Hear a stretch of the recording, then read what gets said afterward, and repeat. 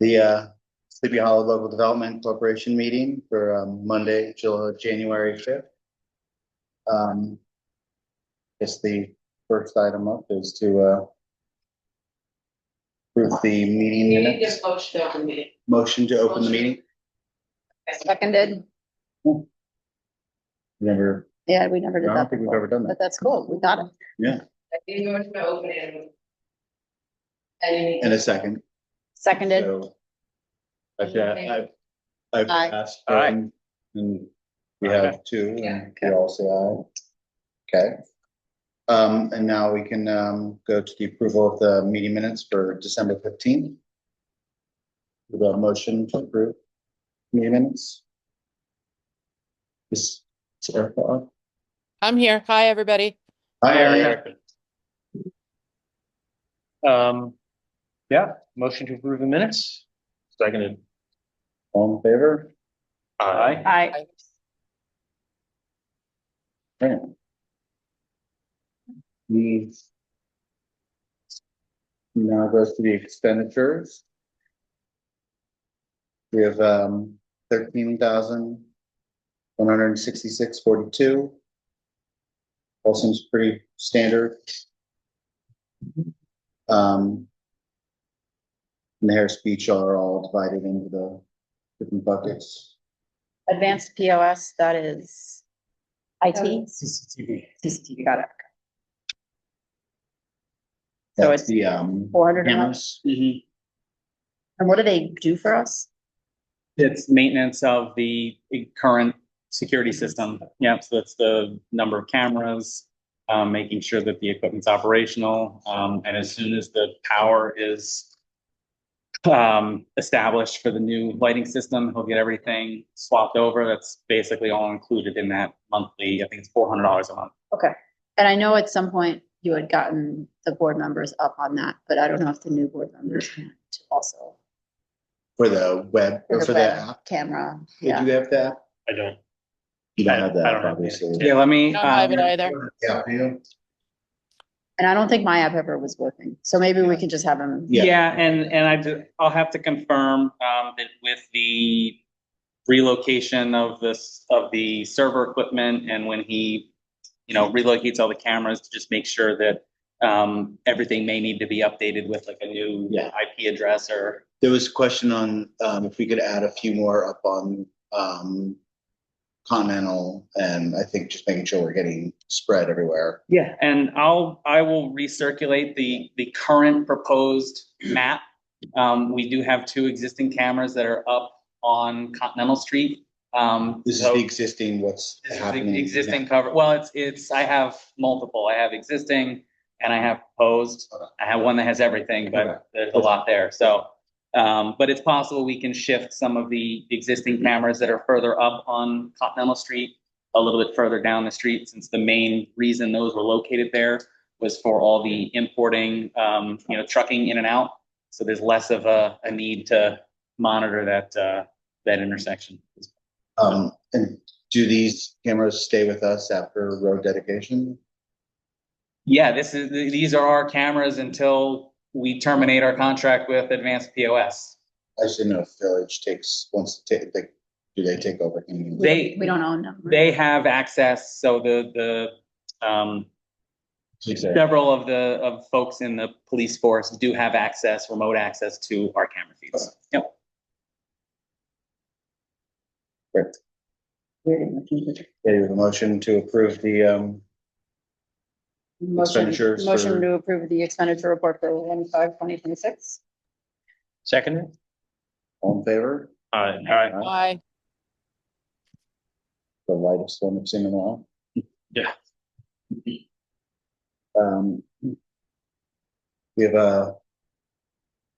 don't have a resolution, right? No resolutions tonight. So, we have, I guess the question, the next one is the request by the, May 16th this year. I don't think there's any, I doubt there's any obligations for that.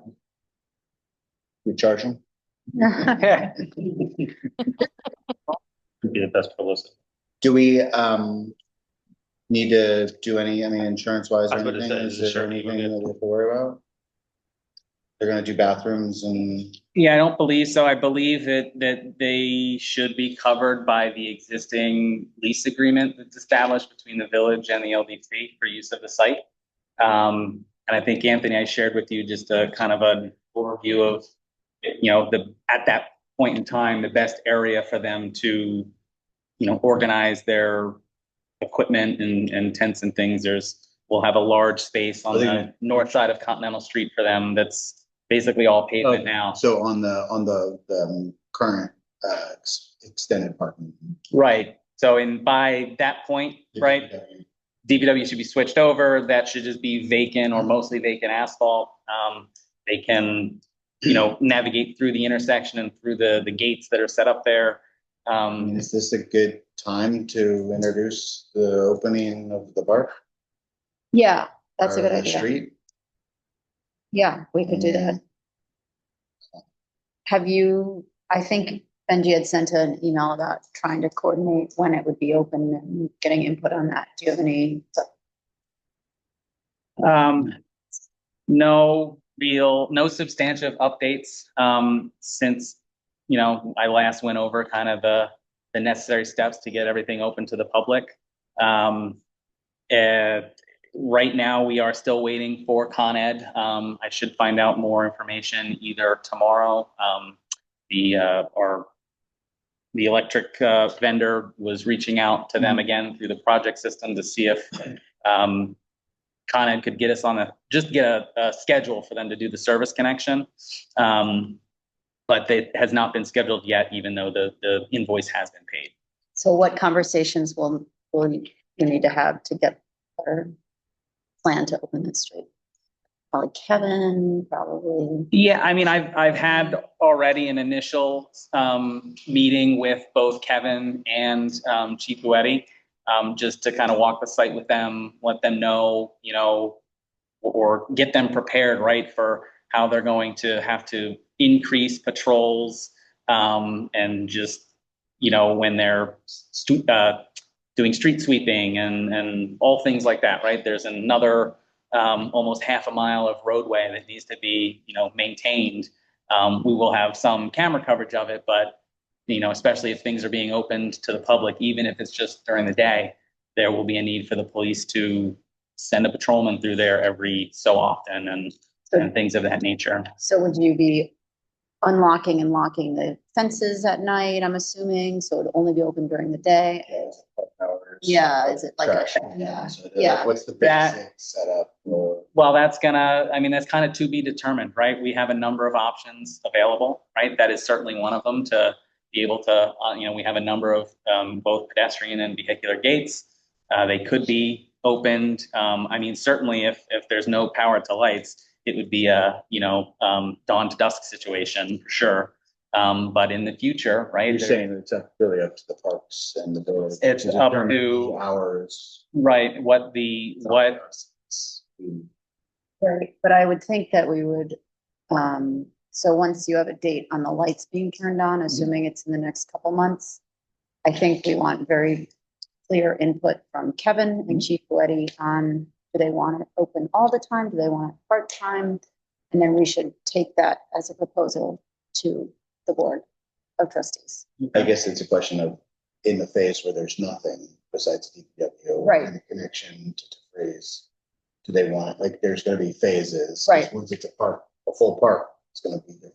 I would assume we would only want it open during the day. Because then you'd have to secure. Just tricky with like the road. It's a nice way to. get Yeah, around. yeah. Yeah. Yeah, I guess it could potentially be open, but then I would want Chief Uedi and Kevin's input on this. So which one? You get their input before we make that call. Yeah, agree. Yeah. And can we also, Dan, I know we had the tour and we looked at the pile of dirt and talked about which path would be open. Once the DPW has moved their equipment, it looked like the best option might be through that area, since it was fenced off from the large pile of dirt. That's a little bit of an attractive nuisance.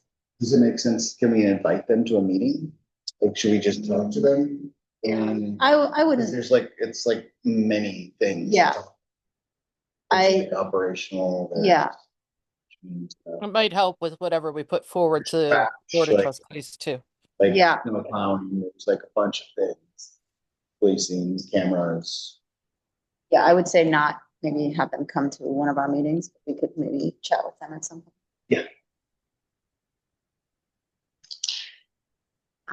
But yeah, then that would also determine when we open the park, but we should have a plan for that before the lights are turned on.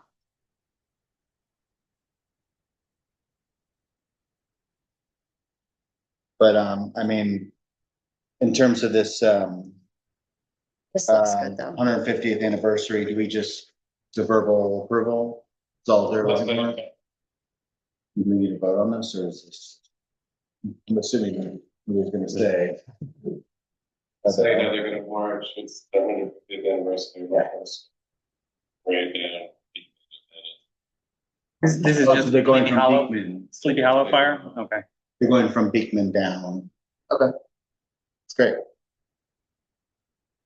Seems like it's like right when we would want people. Yeah, I guess Presenting park, or at least. Yeah. The road. Yeah. my only suggestion is if the, Yeah. like when HHV uses, when we authorize use for overflow parking, they typically provide their own certificates of insurance. If the fire department has separate insurance from the village, I would just suggest that they provide, provide a copy of that to us for that use, just so we have it on hand.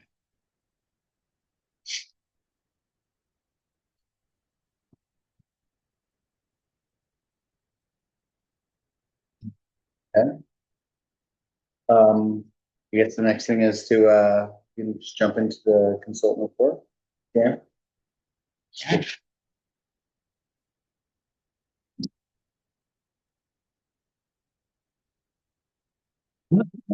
Okay. So we'll start with current design and construction projects, East Parcel.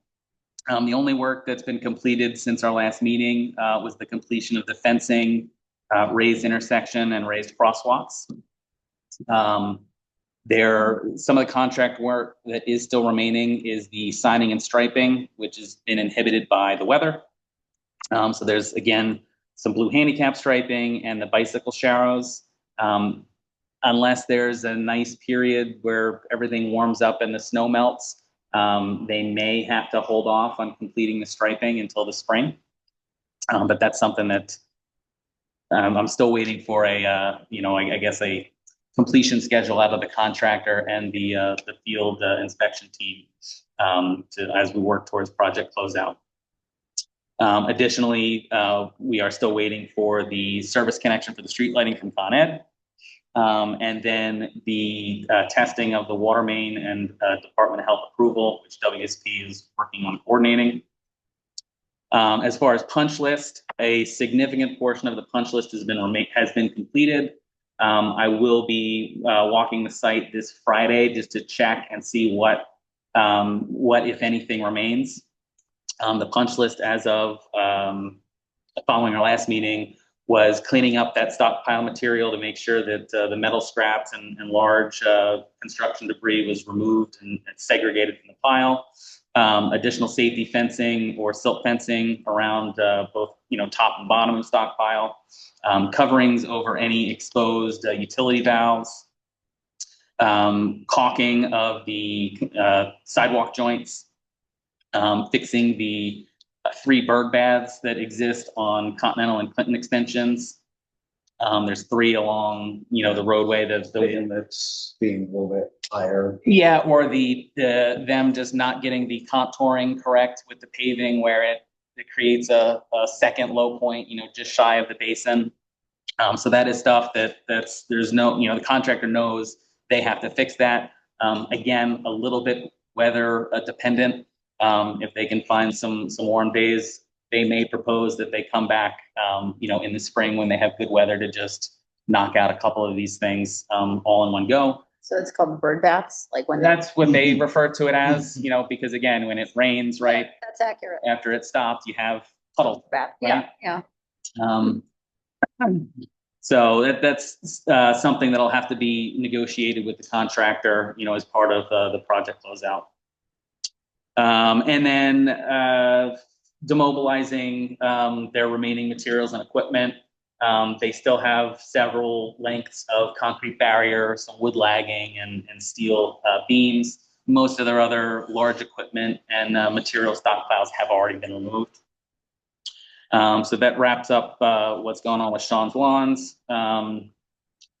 Then we have the Woodard and Curran Design Build. They have taken the comments provided by Benji and myself and are incorporating those into the 60 to 90% construction set. The GMP is still pending, but remains close to the estimated construction cost of $3.05 million. That was last circulated around May of 2025. And really the next step in this project is execution of the design build amendment. So that includes the final scope, which is complete, the overall site plan, which is complete, the guaranteed maximum price, which is still pending, and the construction timeline, which really is just lacking a start date. So the estimated time frame for this project was around 7 months. And could you also circulate the original budget? Because we have some new board members. And I know that at the end and there was one budget that we took to the Board of Trustees for discussion. And then I think there was one prior to that, and there were some increases in the numbers between the two. So if you could find. Or what the trustees wanted to add above and beyond. Yeah, and then I think there were some other kind of increases. Like I know the skate park budget went from like the 400 and I think it went up to 650 and then it was brought back down a little bit, but I don't know why it's increased. well, the skate park budget may be a function of what we had through the DASNY grant, which was 400,000. But yeah, I'll circulate, and I have, I think, one document that compares at the time that we were finalizing the scope, right? We had kind of a budget option, a preferred option, and like a Cadillac option. Yeah. Right? And, we stuck initially, what was first approved was what was sticking to the grant award budget, right? And then at the final scope approval, the village board did add like $400,000 or $500,000 worth of betterments to the project, right? Which is how we get from 2.5 million to 3 million, right? Yeah, but I think there were also some like I think the skate park was 400,000 and then it went to 650. And I don't know. I don't recall when that was approved or how that. Oh yeah, I'll forward certainly the original budget versus a couple of interim ones. So I think it was like it was the square footage. Right. It was like, I think we designed what we wanted and the price was higher, but I don't think it was ever okay, this is a higher price. Are we going to pay the extra? It was just kind of. Well, I think it was like the original design called for a certain square footage of park, skate park. And that was more than the 400. Right. So I guess the question is, did we ever consider the fact that going with the wanted square footage would increase the budget by 50%? So I think that's an important. I think it was one of those things where it was to get features. a feature or Yeah. to get a park that people want to go to. Right, but I think that, I don't know, I think that that's the decision that we should look at when it was made. Right, do we know, I wasn't involved in this, do we know that like sans these features and people not go to this park, or?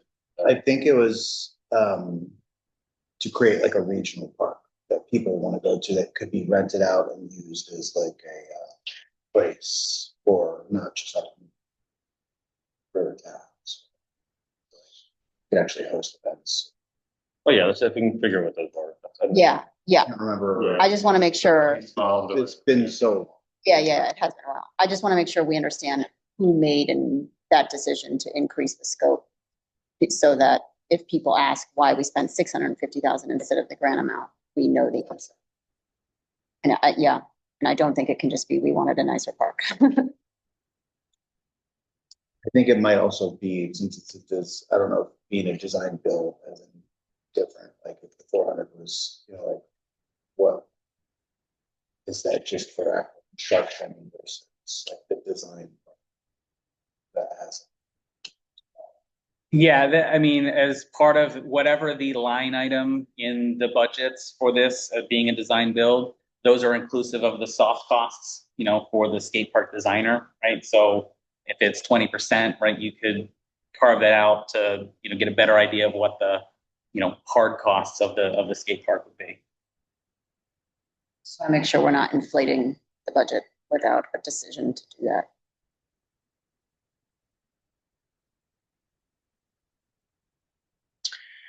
Okay. Next would be future design and construction projects. So here we have the DPW back of house. So I'm expecting a formal proposal from Sage and Coombe later this month.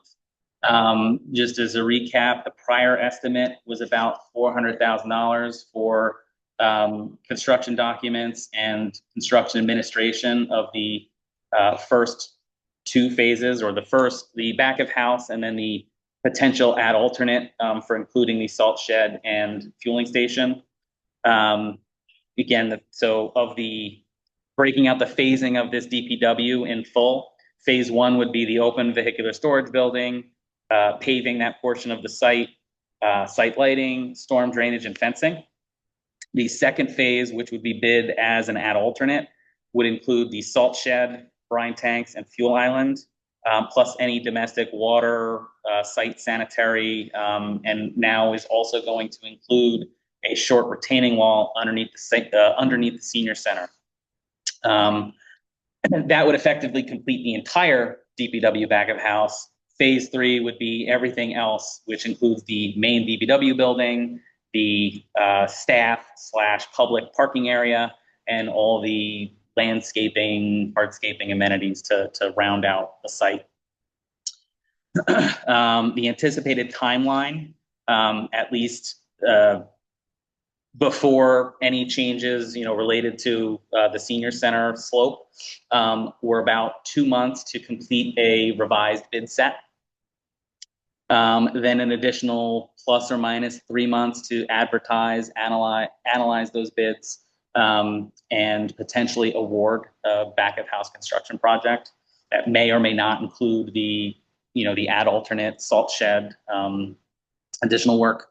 And then once it moves into the construction phase, the estimate was about 8 months for the completion of the first phase, and potentially 4 or more months for the completion if the salt shed, fueling station, and add alternate work is added. Though those estimates did not calculate anything for a small retaining wall under the senior center slope at the time. So that may affect, obviously cost and time to complete the project. That's just a base for comparison. So, sorry, Sage and Coombe, we have spent 400,000 with them so far. No, we They're haven't. charging us 400,000 to split it into 3 phases.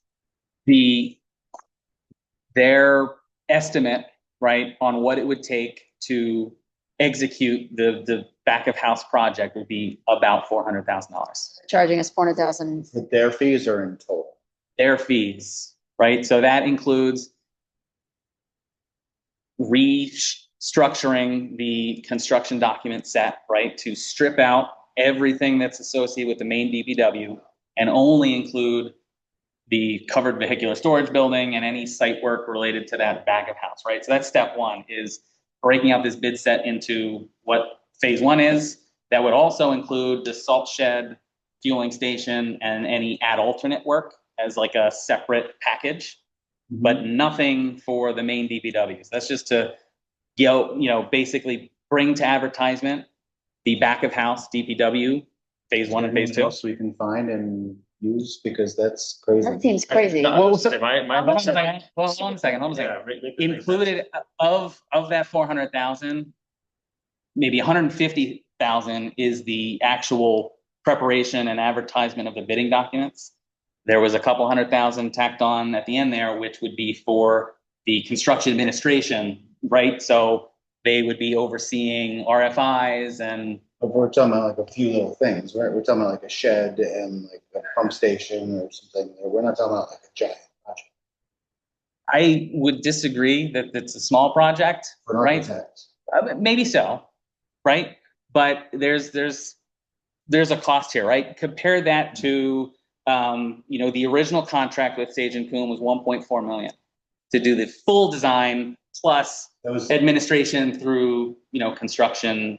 so we didn't pay like, We did not, we only paid them 1 million, right? There was 400,000 that because it did not go to construction, we didn't pay any of that administration. So here's, maybe I'm not understanding. We paid them $1 million and that got us construction docs and design for the bigger plant. Right, For for the whole- the whole thing. Mhm. So I'm naive to how this works, but this 400K is basically just to take parts of what they already put together and strip it out separately. Like this is what, like the power has to be, since the power and things were, like some of the utilities are located in a place where it won't be constructed yet. So you have to find a temporary solution Right. or run utilities in a different way. It's not just as simple as taking the 700-page construction document that copying, pasting and 2 pages saying, out of there. we only need the first 100 pages and, right? They've got to go through and exactly. But if it's a salt shed, I mean, there's really, that's one thing. Yeah.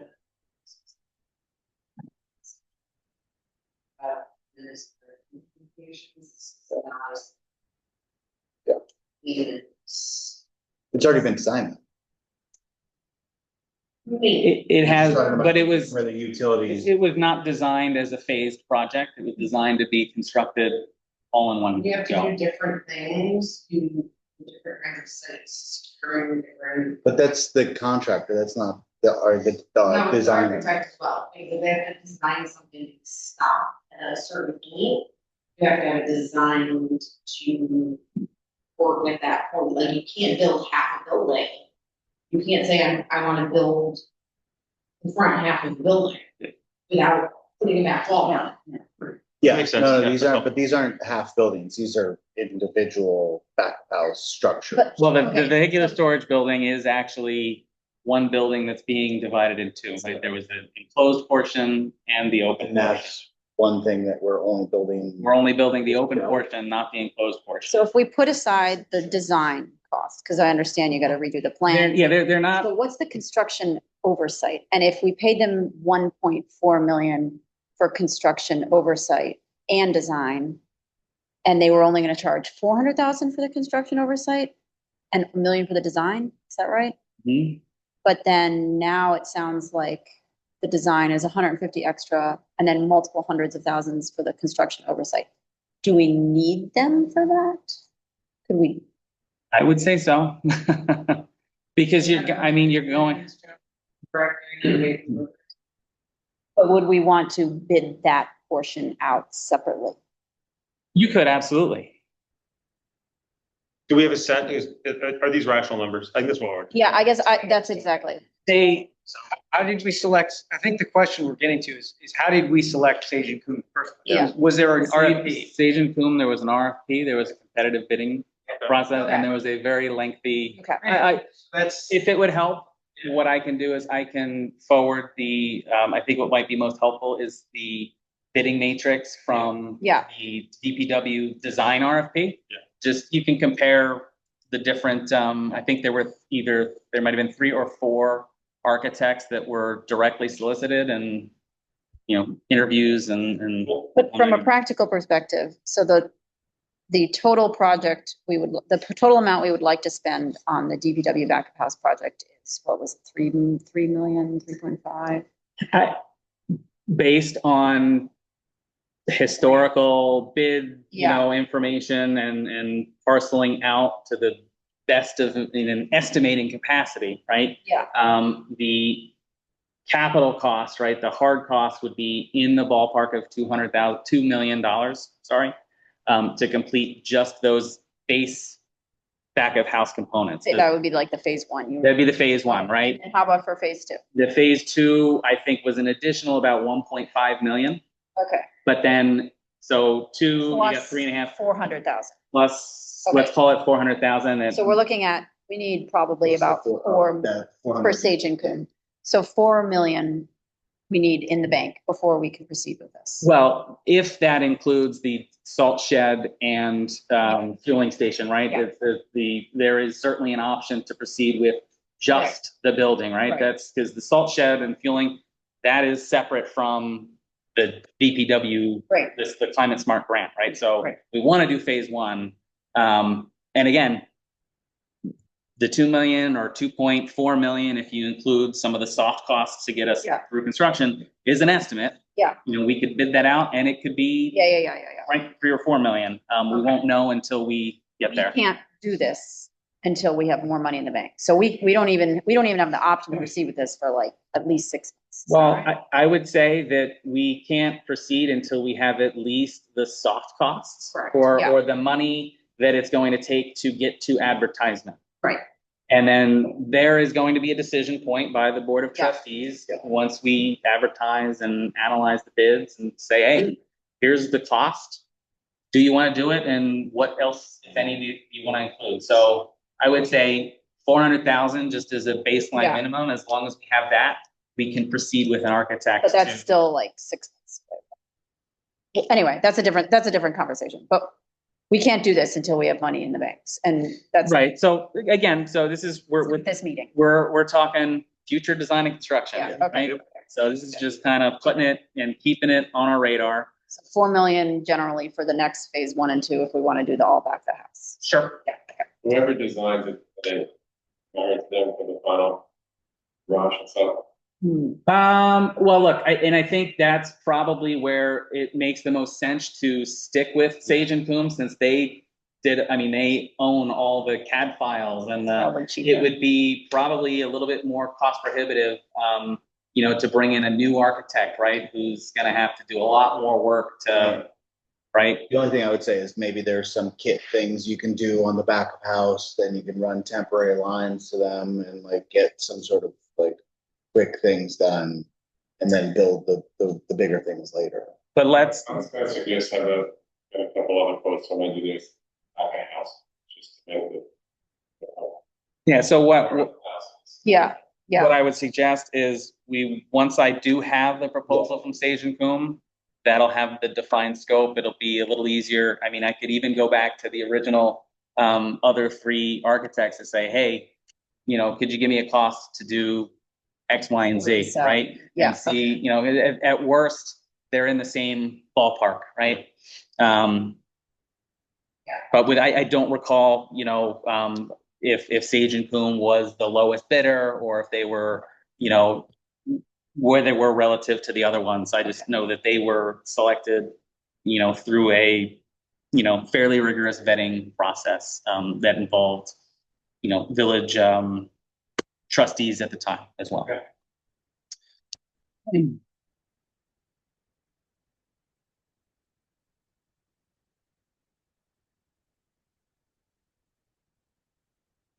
Okay, so continuing in this theme, the next project that would be, on the horizon would be the pro housing grant park project. There is some potential here to add this to the project scope of the Woodard and Curran Design Build project via a change order. This grant was essentially based off of Woodard and Curran's concept design work. As part of that process of first trimming down and eliminating some of the scope that they proposed in the initial RFP. What was the total grant amount? The grant was 400,000 and that is paired to a $400,000 match. So there's an 800,000 minimum spend. And is any of that match covered by the existing? No. Okay. So that's 800,000 of new money that has to be spent. And how long do we have to spend it? 2 years? No, it's at least 3 years. I have to go back and look at the incentive proposal. It would either, I think it would either be 3 or 5. I don't know off the top of my head.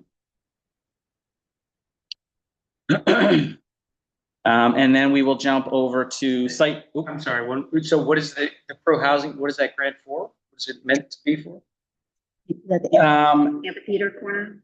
Yeah, so essentially it's rounding out the corner between the new intersection, Continental and Clinton, where the future bridge, once that intersection extends up and over the tracks, and then the area where the multipurpose field would reside, kind of extending, if you would, the promenade, a little bit further to the north, right? Okay. So the promenade project currently kind of ends where that northernmost parking aisle is. This would kind of complete a little triangular chunk. But there's no program that's associated. Right now, the We're spending $800. What was it going towards? But I think that's up. That's. I mean, but like, does the grant have language that is specific? Yes, so An amphitheater. that's the scope for that 800,000 would include a covered pavilion, a performance space, water fountain, seating, pathways, landscape, hardscape, and placemaking elements. It would Covered pavilion, water fountain, Performance space. seating, pathways, landscape, hardscape. But yeah, the main features would be the pavilion, fountain, seating, and pathways. and Everything we else is kind can't of filler. use that, and we can't just extend the pathway and use it for what we're doing now.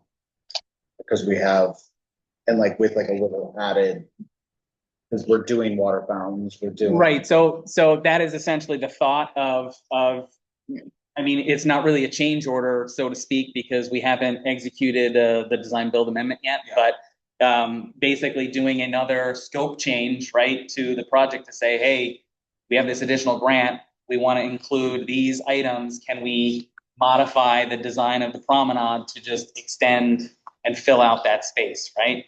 Will essentially cover a lot with what we're already paying, potentially paying. Yeah. That's just like skate park grant, $400,000. Yeah, Buffer of. but it sounds like we, As long as we are incorporating those additional elements, there also would still have to be a separate public info session and scope, design approval process. So much like we did With for the the, amphitheater, people will want to give feedback Right. on that, and I think we could kind of extend the conversation of what we're doing here. so I think that is, I mean, and the only really other alternative to that is we are putting out a separate RFP, as a design build, basically the exact same thing we did to procure Woodard and Curran and their design build team. We would have to do the same thing, but for a much smaller project, likely would not be as, cost effective. Do a separate one out, Well, if, and then ask them also. I don't believe so. As the requirements for the grant, right, would, that's where, like, this, it has to have a separate public info session. Like, we can't just say, well, we already did a public info session. Yeah. For this new scope, it kind of has to follow that same grant steps, right? They want to see that the public info was received for this particular grant. and I think you just answered this, but are any of the money that we're spending for the existing promenade and skate park and racket court, can any of that spend be used as the match for this grant? Yeah, that's kind of what we're. I would have to confirm that with, I guess, Fiona. Okay. Because we haven't, That's a good that's the whole Yeah. point, because we haven't really submitted final paperwork for. Yeah, I would have to confirm that. But that would, again, also be part of negotiating the scope and cost with Woodard and Curran and making sure that that scope, and cost, align, that the state, that the, This is what we want to do. right. And well, but that the state would also have to approve it, right? Because Yeah. they may say, no, all that other work that you were doing was already included under the LWRP grant, you know, you can't use that as this match Right. kind of thing. But You you could say there's added line items. Yeah. Water fountain. Like we added a whole bunch. Yeah, so, yeah. but yeah, that's, We added another tennis court that I think was like 150,000 or something. So Right. we added additional elements. I'll have to Okay. confirm that with Fiona and, That would be good because then the match, you're already partway covering. And right. also help with with the planting, the landscape. Yes, yeah, additional, yeah. That'd be great. Yeah, because a 50% match is quite high.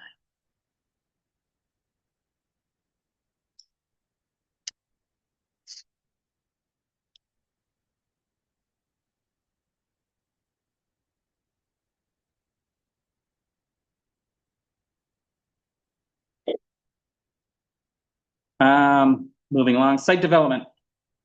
So 193 Beekman, the site screening and geotechnical reports are still pending from the developer.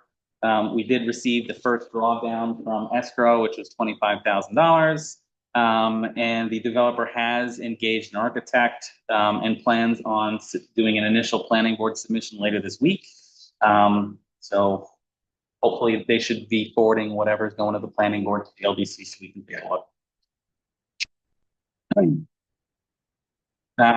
6468 Beekman, the RFEI is under review. There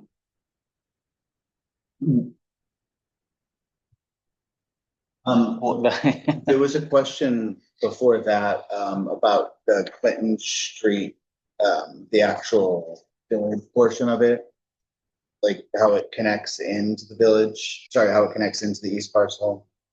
Like, there's like a theoretical design that's happening between Pleasant and Continental Street? Meadow Street, sorry. Okay.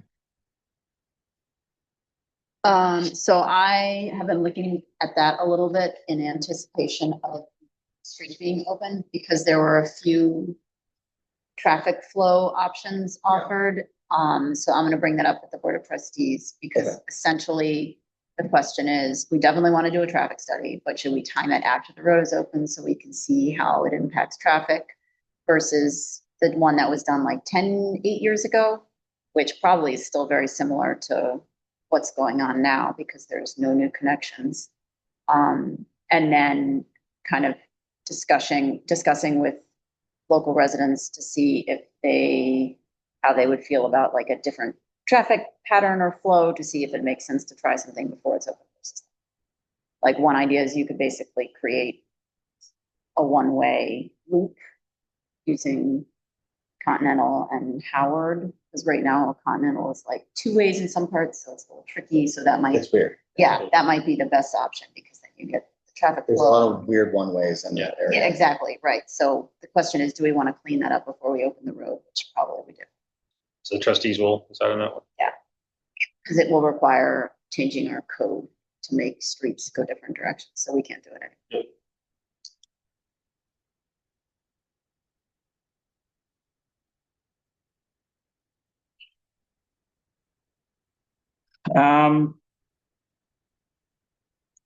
We'll jump over to appraisal work. I did receive a draft of the update appraisal for the east parcel. I haven't had a chance to look at it, but I'll take a look and review for accuracy before circulating to the board or having the appraiser finalized.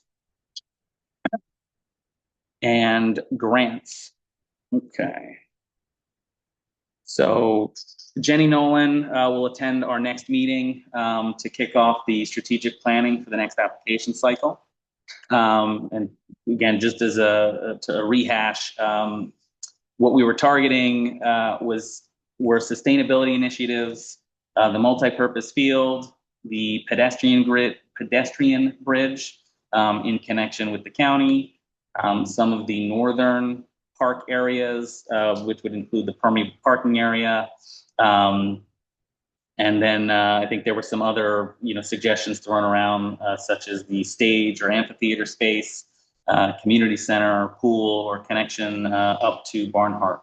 So those are things that we'll bounce off of with Jenny and see. What was the first thing you said before? What was the first?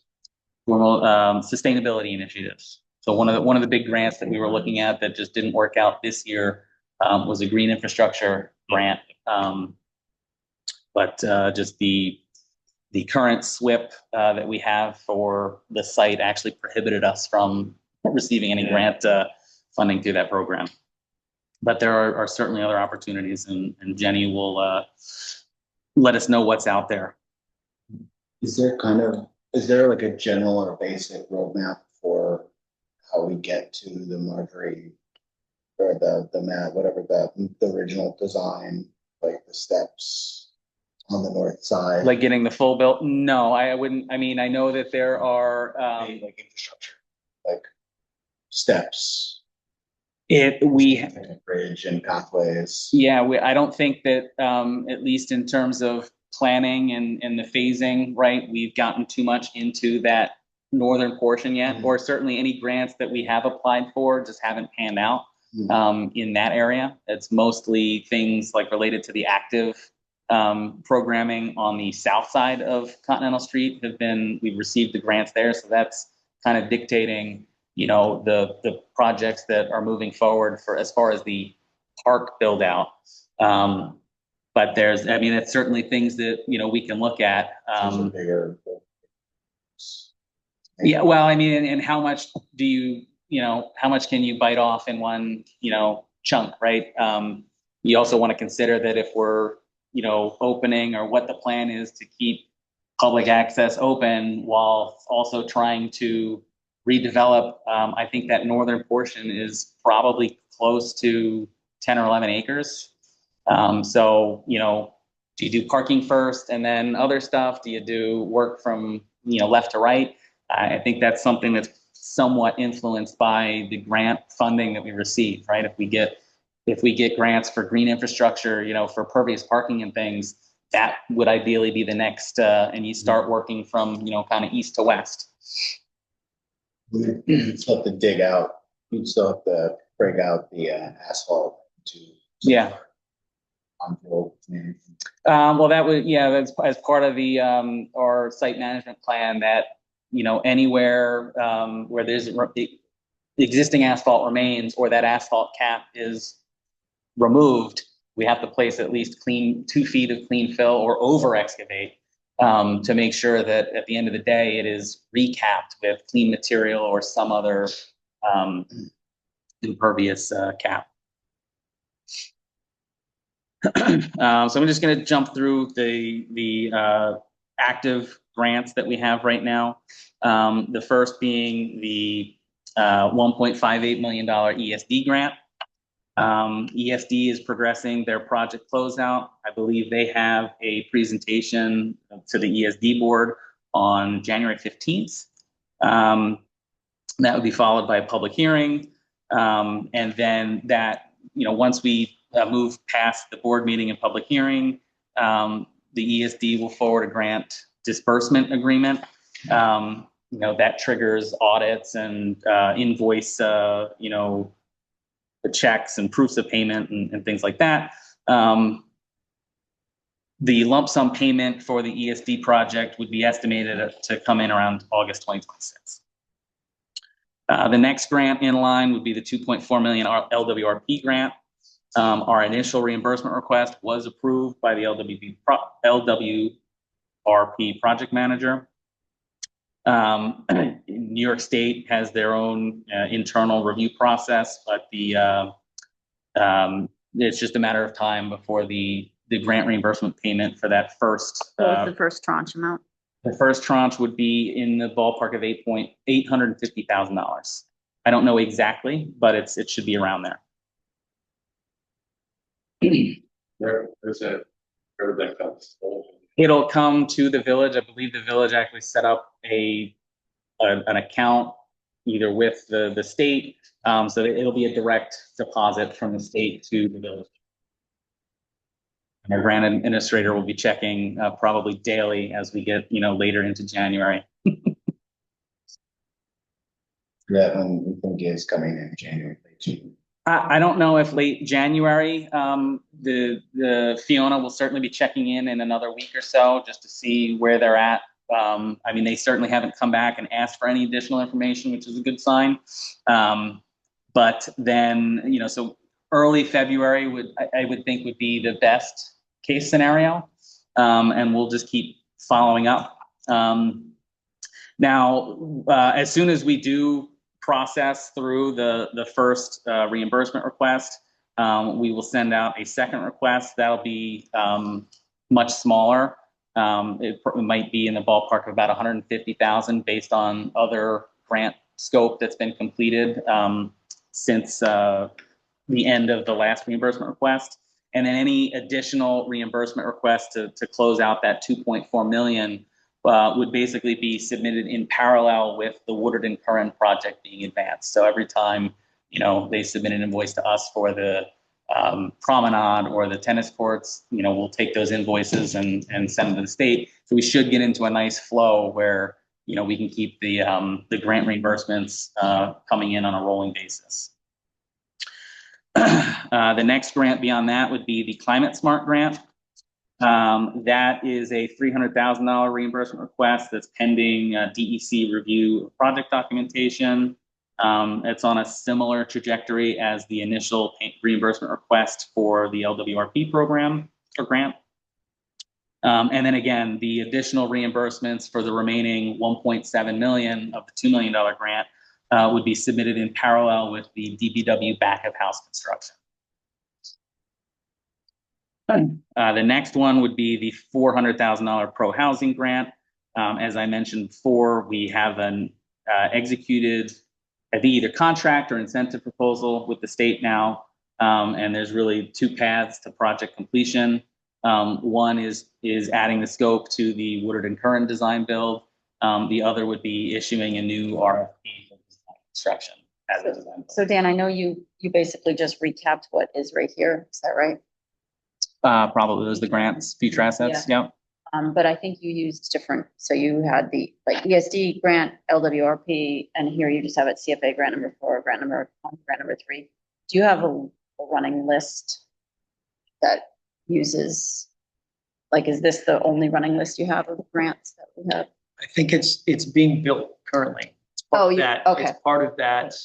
Yeah, I'm kind of aggregating some of that information. Okay, it would be helpful because it's good to hear it verbally, but then I'm looking here and the names don't match up. Some of that stuff is already in the spreadsheet. Okay. But that's just the difference. So I think some of that relates to the consolidated funding application. The rounds, round 1, 2, 3, 4, 5. Yeah. I'm just, it'd be helpful if we could have the names that we refer to. And then lastly, we have the $211,500 Restore New York grant. That we have a incentive proposal from the state. The next step is a formal site plan that utilizes an SDVOB firm to help meet our grant requirements. And then eventually any site contractor that does the cleanup work is going to have to meet a fairly sizable MBE, WBE goal. So that I'm in the process of reaching out to a couple SDVOB firms to see if they can, give us a proposal just to do the initial short site plan estimate and get us something that we can bid out to contractors. And that'll help us meet the SDVOB goal. And that plan that you would ask them to do, is that to do temporary parking or what's the? You even ask. It's not going to include temporary parking. That's something that can be added on, right? Kind of after the fact. This is really just to level the site, cover it with ground, basically everything to prep it so that it could be used as parking, but no parking signs, no. Yeah, okay. There's temporary site lighting that would be needed. Those would not be reimbursable as part of the grant. Okay. And one more thing, two things really. Site update survey. Lang and Tully did complete their updated survey of the East Parcel. I returned a couple minor comments to them before the holiday break. I just got back the completed CAD file today. So we now have an updated survey of the East Parcel that we can use as other projects advance. It's something that the DPW back of house would need. The Woodard and Curran team is looking for. And then lastly, It's not really like an as-built. it kind of is an as-built, right? It's basically captures all the work as of, I think it was like December, like between December 15th and December 20th. The only things that have been done since then were some signing and striping. But I mean, I looked through, they basically had all the fencing and other critical elements in there. So yeah, I would say that basically is an as-built survey. And lastly, the LDC digital file storage on Dropbox has been mostly transferred onto Google Share Drive. Still a few folders I need to get moved over, but working towards having that done in the next week or so.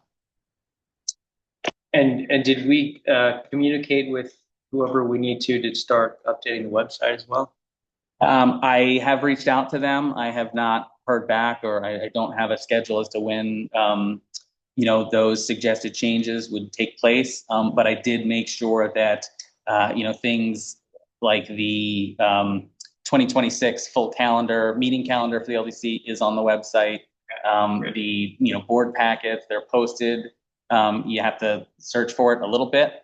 But with some of the website changes, there will be a more prominent page where all meeting items can be easily accessed.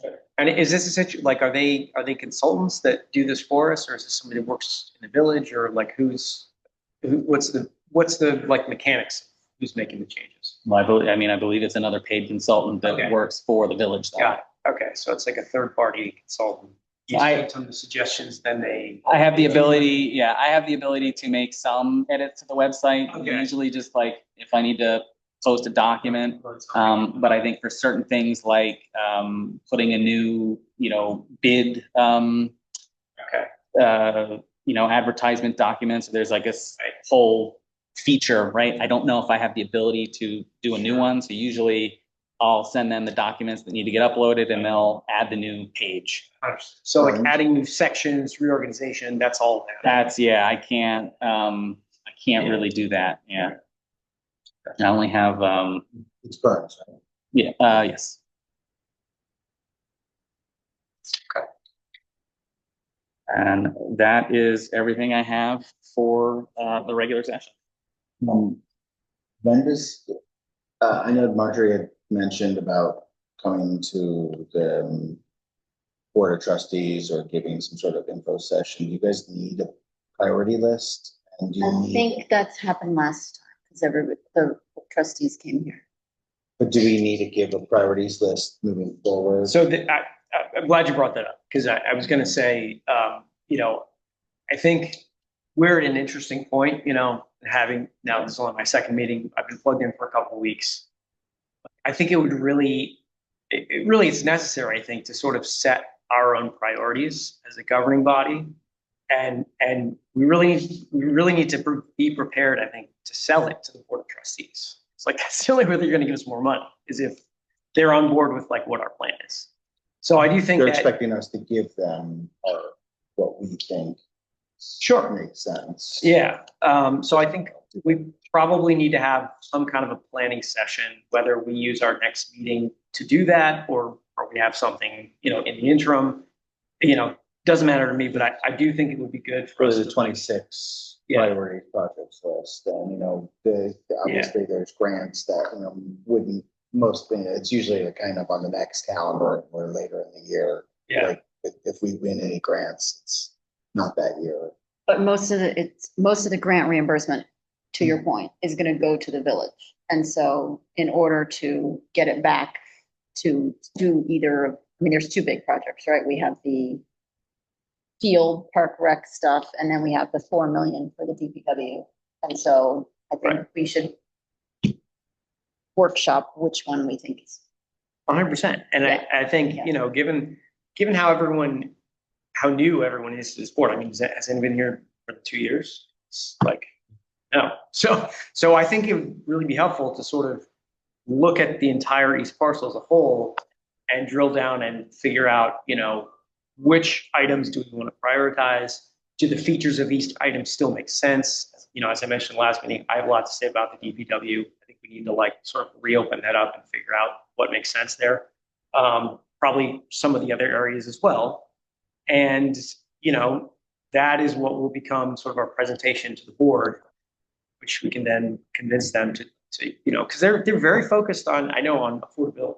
And so this is going to, whatever happens here, I think is going to have to happen very deliberately and, you know, in a very thoughtful manner as to how much things are going to cost and where that money is going to come from. So that's what I think we should do next meeting. So I think that makes sense. And we can, I mean, it's the best way to kind of just revisit previous package from last year. Yeah, I think you have this, and then you have kind of the DPW, like this one and this one feels like the two important ones. But then also you're saying, look at this as something that's soon, this is something that's soon, but then also.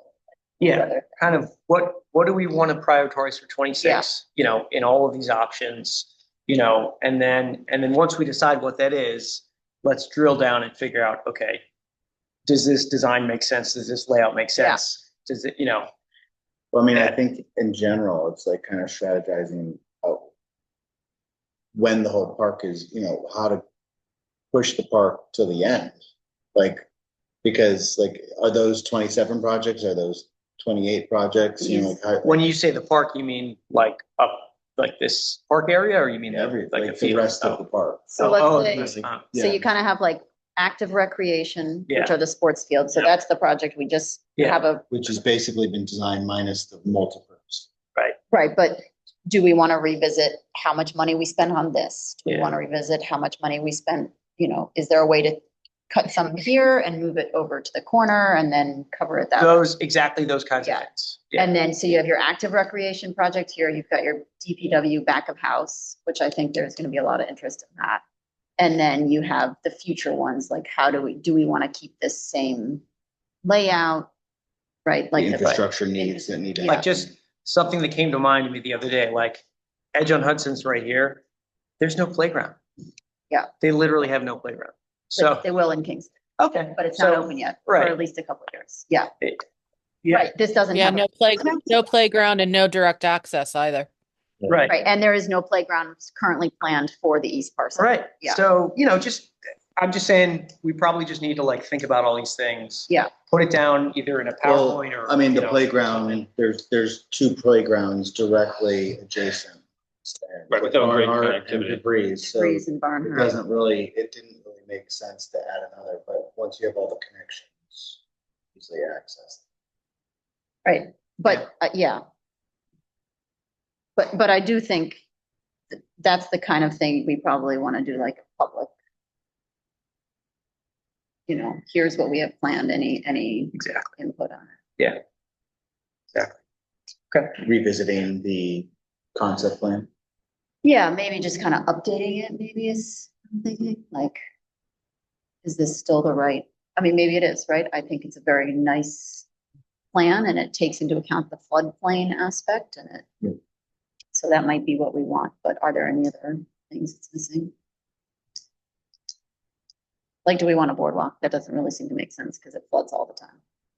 I don't know if it's one of those. Oh, that to be actually floating. Floats and raises. But yeah.